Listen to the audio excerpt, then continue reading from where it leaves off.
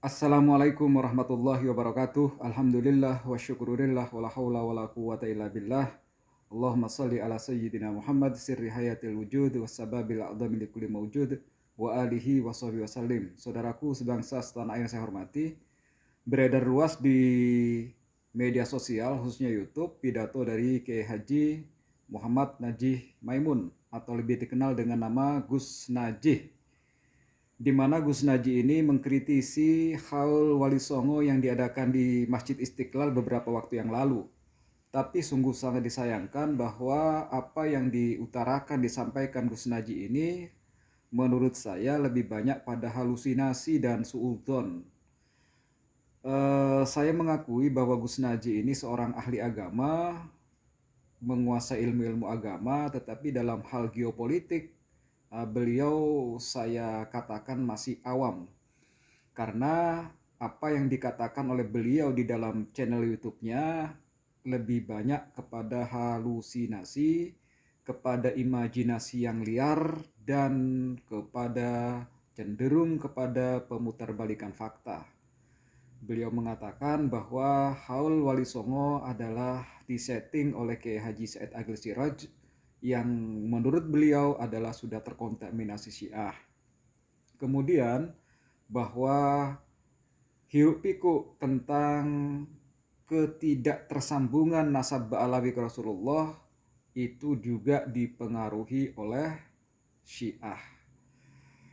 Saya tidak kaget dengan apa yang Gus Najih katakan, karena dari dulu Gus Najih ini orang yang dalam tanda kutip sebagai kiai kadrun di kalangan Nahdlatul Ulama, karena pendapat-pendapatnya selalu berseberangan dengan arus besar Nahdlatul Ulama di bawah komando Kiai Haji Abdurrahman Wahid atau Gus Dur.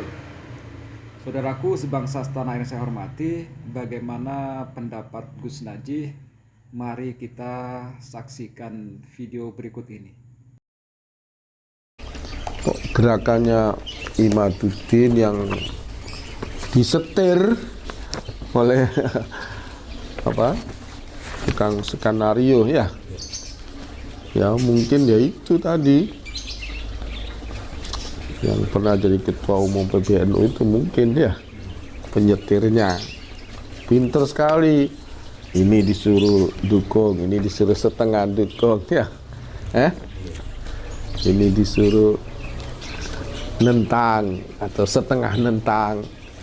Memang sudah lihai dalam berpolitik. Ini kalau kita nggak sadar, kita akan terkecoh, dibawa kepada Syiah, karena dia sudah punya lahan di IKN. IKN ini mau dijadikan Indonesia Cina, Indo-Cina ya. Kita bukan Indonesia lagi tapi Indo-Cina. Tapi karena di situ ada saham-sahamnya atau tanah-tanahnya Said Akil, tentu dia punya deal-dealan dengan rezim ini agar menyelamatkan umat Islam yang Syiah atau yang pro Syiah. Yang bikin hall untuk Musa Al-Kawim, Imam 12 dan seterusnya, ini selamat. Tapi kalau yang Wali Songo dibawa ke Syiah, padahal yang kita tahu Wali Songo itu ahli sunnah wal, yang Syiah itu namanya Siti Jenar. Ada video Said Akil membenarkan ajaran Siti Jenar. Nah, yang terakhir masalah DNA ya, tes DNA. Loh, itu kan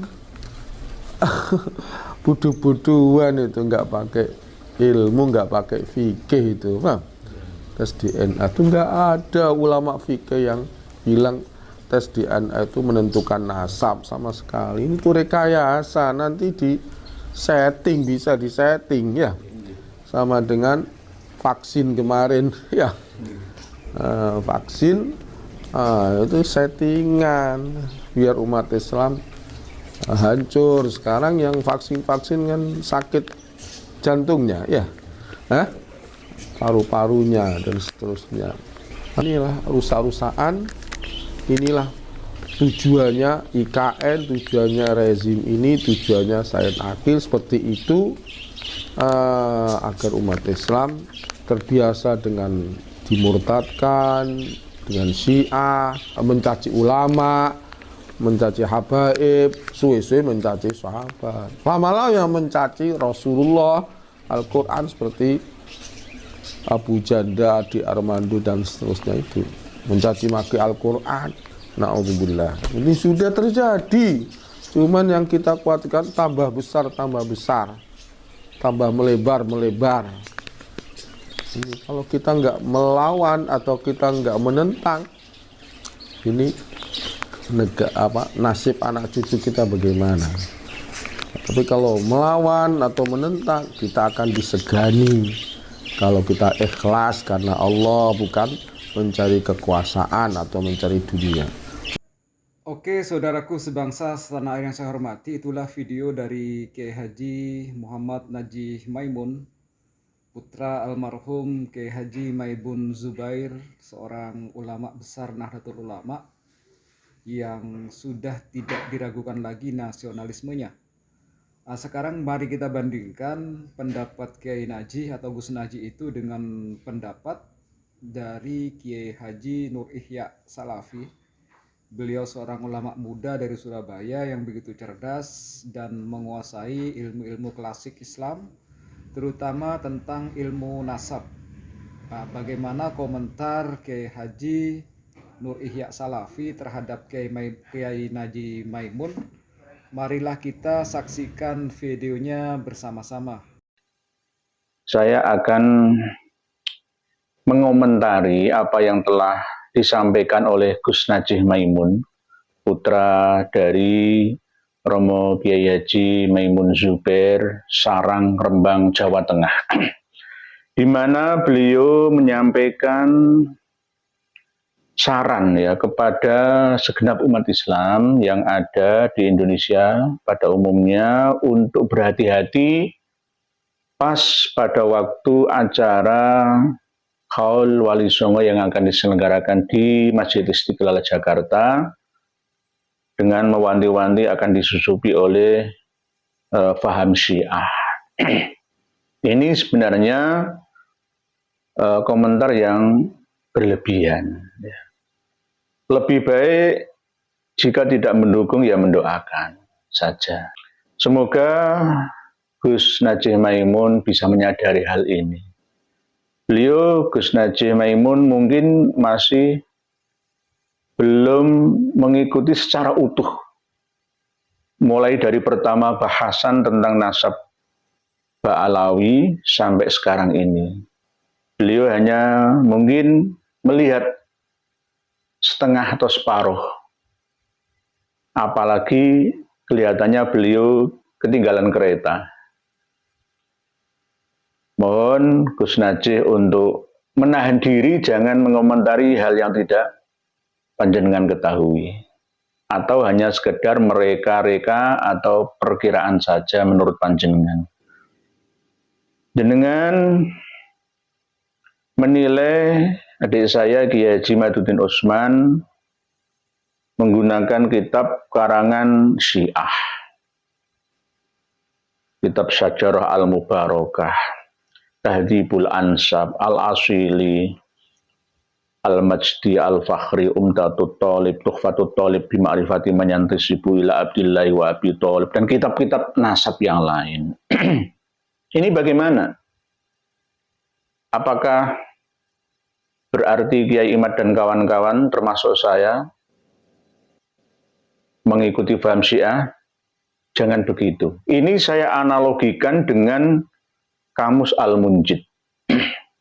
Dulu pada waktu saya masih mondok, Kamus Al-Munjid itu saya anggap sebagai kitab yang sakral, karena begitu penting dan viral di kalangan pesantren. Padahal siapa yang mengarang?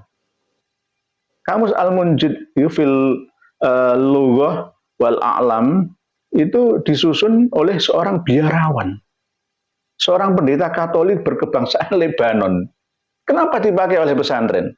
Kenapa nggak pakai kamus Al-Munawwir saja atau kamus-kamus yang lain yang dikarang oleh umat Islam? Ternyata justru yang bisa menguasai sastra dan bahasa Arab secara utuh dan menyeluruh itu malah beliau, ya, seorang pastor Katolik berkebangsaan Lebanon bernama Louis Ma'luf Al-Yasu'i.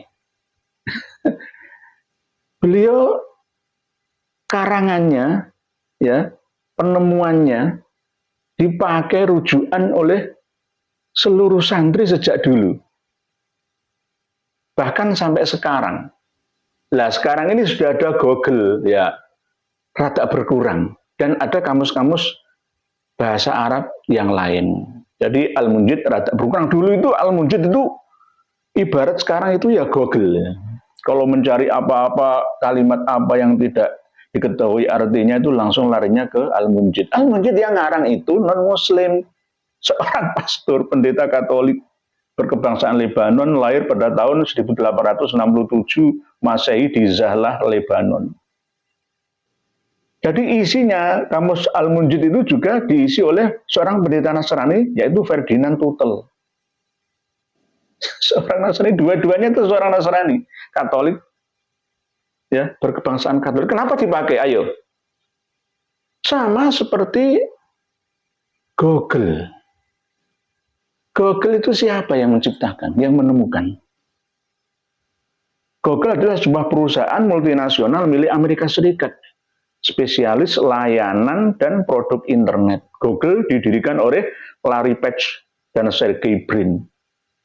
Keduanya itu siapa? Non-Muslim. Mahasiswa Universitas Stanford Inggris pada tanggal 4 September tahun 1998, mereka berdua menjadikan Google sebagai perusahaan swasta. Setelah itu kantor pusatnya juga berpindah tahun 2006, pindah ke Mountain View, California, Amerika Serikat. Jangan pakai Google kalau memang jenengan anti karya Syiah, masalah ilmu nasab silsilah. Gus Najih Maimun yang saya muliakan, yang saya hormati, yang saya patuhi. Ilmu kimia, matematika, selain aljabar itu produk non-Muslim. Bahkan yang kita nikmati teknologi sekarang ini juga hasil karya non-Muslim. Dalam hal ilmu silsilah, ilmu nasab itu sifatnya netral, sama seperti ketika kita belajar kamus munjid. Kita membuka internet, buka Google sebagai layanan pencarian terbesar dalam segala hal. Mau kitab kuning ada, mau tafsir apapun ada, bahkan YouTube sendiri itu juga diakuisisi oleh Google. Ayo, jangan nonton YouTube. Syiar dakwah Islam melalui YouTube juga banyak sekarang. Penemunya itu hanya satu yang Muslim, itu pun sahamnya cuma sedikit. Dua itu non-Muslim. Nah, penemu internet itu siapa? Leonard Kleinrock. Lahir tanggal 13 Juni 1934, seorang insinyur dan ilmuwan Amerika Serikat. Jangan pakai internet. Karena yang menemukan internet juga non-Muslim. Ditemukan tahun 1969. Ya. Nah, internet masuk ke Indonesia baru pada tahun 1990. Sebelum itu internet belum ada di Indonesia ini.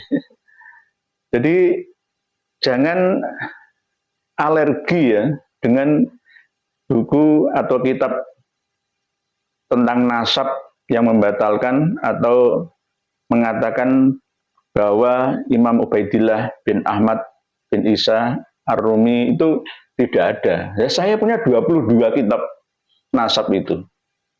Mungkin Gus Najih ada yang belum punya. Ya. Ada yang belum punya. Mungkin hanya beberapa yang punya. Mungkin hanya kitab-kitab fikih ya. Kemungkinan seperti itu. Tolong jenengan mengaji lagi Gus Najih Maimun. Ngaji tidak akan ada henti. Tidak ada finishnya. Terus belajar. Bahwa ilmu nasab itu juga ilmu yang netral. Entah itu dari Syiah ataupun dari Ahlus Sunnah atau dari Mu'tazilah sekalipun, kalau itu ilmu nasab, ya begitu ilmu nasab itu. Yang dibantah itu apanya? Ilmu nasab itu sudah ilmu pasti, rumusnya itu pasti, cuma bedanya mungkin ada pentahkiknya saja, yang nambah-nambahi atau mengedit sebagian yang manuskrip aslinya, kan begitu. Jadi jangan menuduh adik saya Kiai Imad dengan tuduhan, wah itu penganut Syiah. Kalau kita belajar tentang kekinian ya, piagam Amman Yordania, ya kita akan paham bahwa ternyata tidak semua Sunni itu lurus, tidak semua Syiah itu sesat. Syiah itu ya Islam madhab Ja'fariyah, madhab Zaidiyah. Ya memang ada Syiah yang Qoromitoh atau Rafidah ya, atau Ismailiyah ya, atau Syiah-Syiah gulat yang lain ya, itu memang ya sesat memang, tapi tidak semua Syiah sesat. Nah, inilah pentingnya kita untuk belajar secara luas. Jangan belajar hanya dari satu sisi saja. Kita lihat dari beberapa sisi. Depan, belakang, kiri, kanan, nyamping juga kita lihat. Atas, bawah. Sejarah itu harus menyeluruh.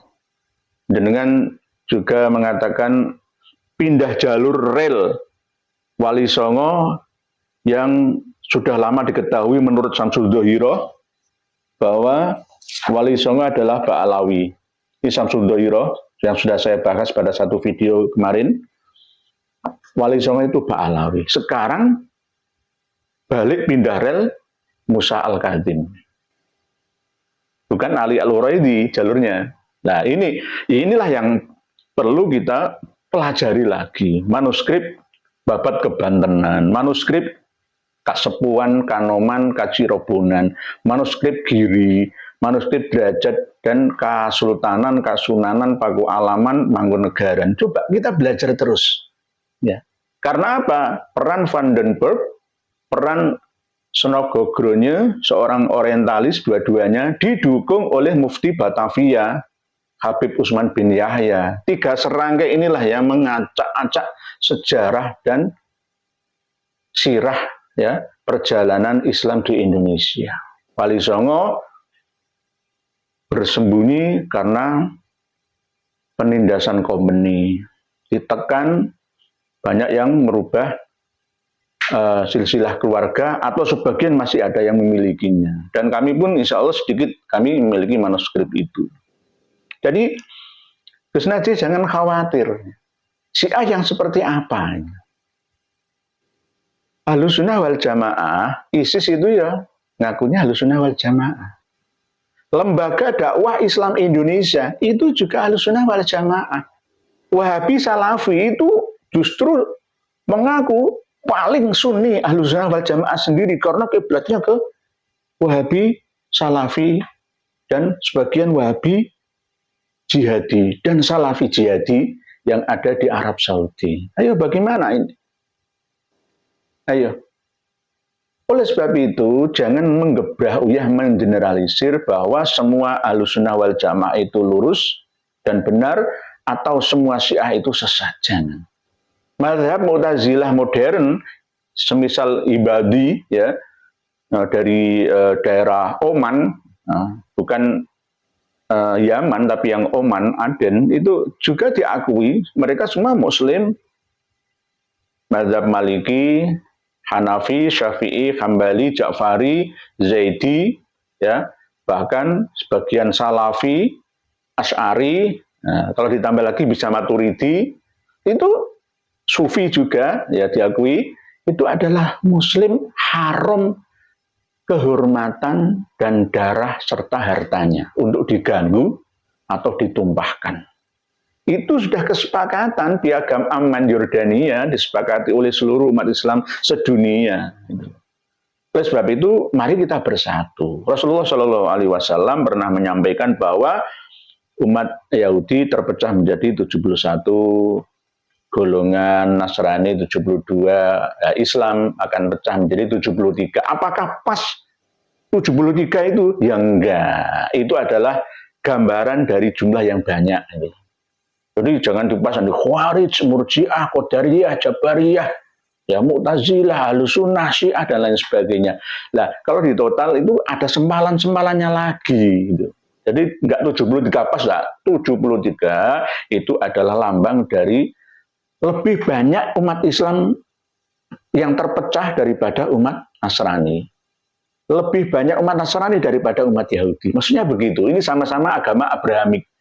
Kitabnya kitab Samawi, keturunan Nabi Ibrahim alaihissalam. Para pemirsa dan pendengar sekalian, khusus untuk Gus Najih Maimun yang sangat-sangat kami muliakan. Penemu telepon genggam itu siapa? Handphone itu siapa penemunya? Martin Cooper dan Eric Tigerstedt. Dua-duanya itu non-muslim. Jangan pakai handphone. Ayo. Jangan pakai handphone. Begitu juga penemu YouTube. Yang muslim itu hanya Jawed Karim, itu pun sahamnya cuma sedikit kecil. Yang paling banyak sahamnya yang sudah dijual, ya diakuisisi oleh Google itu Steve Ken dan Cat Hurley. Tiga-tiganya ini seorang mahasiswa dulunya. Sekarang menjadi kaya raya. YouTube ini yang kita tonton dan bermanfaat ya di abad ini, bisa untuk ngaji bersama, ya ngasah ilmu tanpa harus ketemu, ya kan, bisa online, semuanya bisa. Tutorial mau servis apa, ada kendala apa, mau kemana, kita pasti butuh internet lewat Google Map dan lain sebagainya. Pencipta penemu internet itu siapa? Google, YouTube itu siapa? Non-muslim semua. Nah, kitab-kitab nasab itu juga begitu. Ada yang Sunni pengarangnya dan ada yang Syi'i. Jadi jangan alergi. Itu netral. Netral. Toh ada tambahan misalkan semisal putranya Imam Hasan Al-Askari yang bernama Muhammad Al-Mahdi, Ajjalallahu Farjahu, Mahdi Al-Muntadhor misalkan, Imam Mahdi yang ditunggu-tunggu ya. Nah itu memang ada campur tangan muhakkik ya, pentahkik ya, pengedit ya, penyalinnya yang dari kalangan Syiah termasuk Syekh Mahdi Ar-Rajai itu ya memang diakui memang seperti itu. Ya, jadi kebanyakan pentahkik kitab nasab itu dari kalangan mereka Syiah Imamiyah itu. Walaupun secara poin khusus ya bahwa akidah dari Syiah Imamiyah Itsna Asyariyah itu ternyata meleset dari kebenaran. Termasuk yang pernah saya bahas tentang Imam Mahdi versi Syiah Imamiyah. Imam yang ke-12 yang lenyap bersembunyi di sirdap gua bawah tanah, ruang bawah tanah yang sampai sekarang 1185 lah ya sekarang lebih tahun belum muncul-muncul. Yang ditunggu-tunggu katanya sirna lenyap sirdap ya, di daerah Samarra, Irak ya. Samarra. Sarro man ro'a, aslinya begitu. Sarro bergembira, man ro'a yang melihat, tadi akhirnya dari kota Samarra atau Samarro, Irak. Ditunggu-tunggu sampai sekarang, tak terbukti. Oleh sebab itu, saya dan kawan-kawan termasuk ya Gus Fuad Pleret, ya, termasuk Kiai Haji Maduddin Utsman dan kawan-kawan yang Gus Mat, ya semuanya adalah bukan Syiah.